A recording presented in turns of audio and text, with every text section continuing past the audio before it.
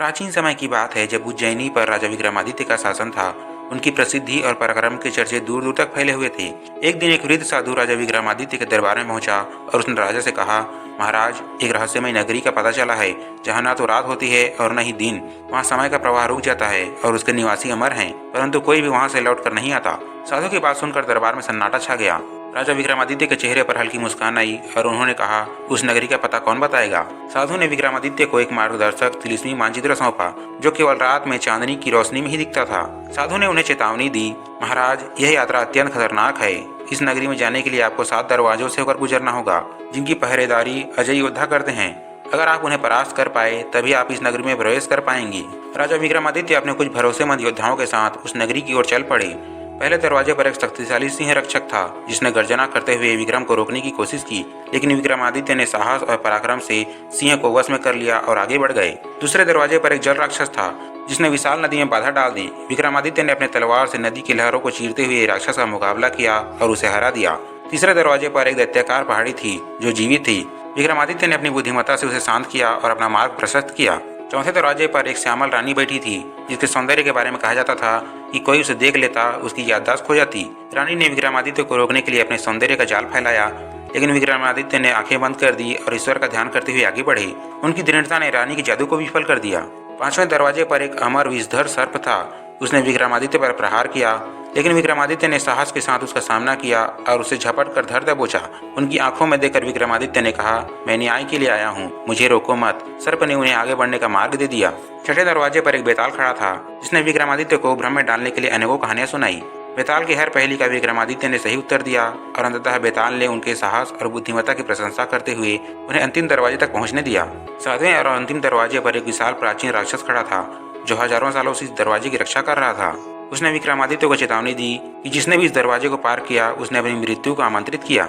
विक्रमादित्य ने अपनी तलवार निकाली और राक्षस से युद्ध किया। ये युद्ध कई घंटों तक चला और अंत में विक्रमादित्य ने राक्षस को परास्त कर दिया। राक्षस ने अपनी हार स्वीकार की और उन्हें आगे जाने की अनुमति दे दी। जब विक्रमादित्य उस नगरी में पहुंचे तो देखा कि वहाँ सब कुछ चमक रहा था। समय मानो थम सा गया। हर तरफ सुख, संपत्ति और शांति का वातावरण था। वहाँ के निवासी विक्रमादित्य का स्वागत करते हुए बोले, हे महाराज, इस नगरी में प्रवेश करने वाला कोई भी व्यक्ति अमर हो जाता है, परंतु उसके पास अपने राज्य को वापस जाने का कोई मार्ग नहीं रहता। यदि आप यहाँ रुकना चाहें तो आप भी अमर हो जाएंगे। यह सुनकर विक्रमादित्य सोच में पड़ गए। उनकी आंखों के सामने अपने राज्य और प्रजा का चित्र उभर आया। उन्होंने सोचा, अगर मैं यहाँ अमर हो भी गया तो मेरे राज्य और प्रजा का क्या होगा?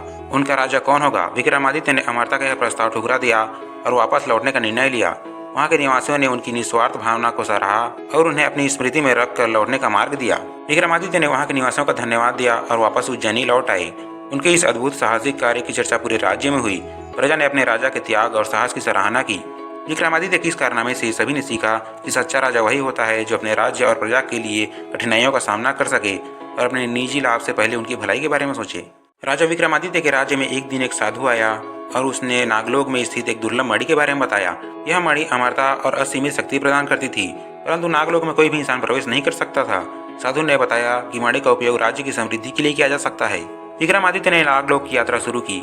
रास्ते में अनेक कठिनाइयां आई, गहरी खाई, घना जंगल, विषैले सांप। उन्होंने अपनी शक्ति और बुद्धिमत्ता से इन सभी को पार किया। रास्ते में एक रहस्यमयी झील आई जिसके बारे में कहा जाता था कि उसे गुजरने वाला कोई भी व्यक्ति अपनी शक्ति खो बैठता है। विक्रमादित्य ने झील का जल अपनी ढाल पर छिड़क कर एक सुरंग जैसा रास्ता बनाया और झील को पार किया।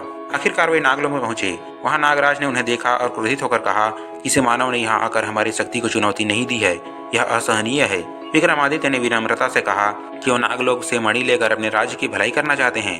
नागराज ने कहा, तुम्हें मणि तभी मिलेगी जब तुम 3 परीक्षाओं को सफलतापूर्वक पार करोगे।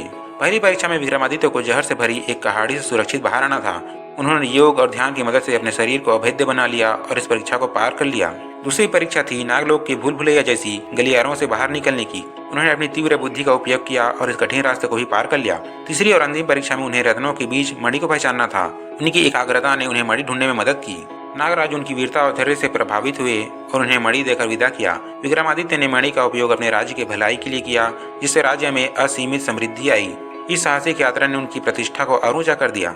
एक दिन राजा विक्रमादित्य के राज्य में एक तांत्रिक आया जिसने कहा कि वह उन्हें अपार शक्ति और अमरता का वरदान दे सकता है, लेकिन उसके लिए उन्हें 7 निर्दोष व्यक्तियों की बलि चढ़ानी होगी। विक्रमादित्य ने इस घृणित प्रस्ताव को ठुकरा दिया, जिसे तांत्रिक ने उन्हें श्राप दिया कि 1 वर्ष के भीतर उनका राज्य विनाश में चला जाएगा।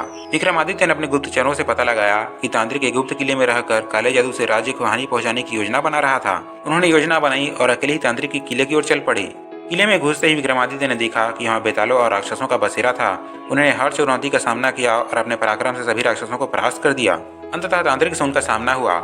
तांत्रिक ने उन्हें अनेकों मायावी रूपों से डराने की कोशिश की, पर विक्रमादित्य ने अपनी तलवार से तांत्रिक का अंत कर दिया और राज्य को उस भयावह श्राप से मुक्त कर दिया। विक्रमादित्य के राज्य में एक साधु आया और उसने बताया कि हिमालय के जंगलों में एक चमत्कारी पुस्तक है जिसमें ब्रह्मांड के सारे रहस्य और ज्ञान है। साधु ने कहा, जो भी उस पुस्तक को प्राप्त करेगा उसे अपार बुद्धिमत्ता प्राप्त होगी। विक्रमादित्य ने हिमालय की कठिन यात्रा शुरू की।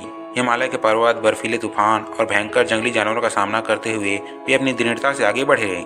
उन्होंने ध्यान और योग की मदद से अपनी ऊर्जा को संतुलित रखा और जंगल की कठिनाइयों को पार किया। अंततः वे पुस्तक की खोज में उस साधु के आश्रम पहुंचे जो उस पुस्तक का संरक्षक था। साधु ने विक्रमादित्य से कहा कि पुस्तक तभी मिलेगी जब वे अपने अंदर के लोभ, क्रोध और भय को दूर करेंगे। विक्रमादित्य ने साधु के निर्देशों का पालन किया और पुस्तक प्राप्त की। पुस्तक को लेकर विक्रमादित्य ने राज्य में नए कानून बनाए, ज्ञान का प्रचार किया और जनता को नई दिशा दी। उनकी बुद्धिमत्ता और ज्ञान से राज्य प्रगति के मार्ग पर चल पड़ा। एक बार विक्रमादित्य को एक रहस्यमयी द्वार के बारे में पता चला, जो परिकाल का द्वार था। वहां प्रवेश करने से मनुष्य समय के पार जा सकता था, परंतु लौटने का कोई मार्ग नहीं था। विक्रमादित्य ने परिकाल का द्वार खोला और अंदर गए। वहां परी राजकुमारी ने उनसे निवेदन किया कि वो उन्हें परिकाल के कैद से मुक्त करें। राजकुमारी को एक दुष्ट तांत्रिक ने परिकाल में कैद रखा था। विक्रमादित्य ने परिकाल में ही तांत्रिक से युद्ध किया। यह एक अद्भुत और मायावी युद्ध था, जिसमें परिकाल के भयंकर प्राणी भी उनके मार्ग में आए, पर उन्होंने अपनी वीरता से सभी को परास्त किया। राजकुमारी को मुक्त कर विक्रमादित्य ने परिकाल से बाहर आने का मार्ग खोज निकाला।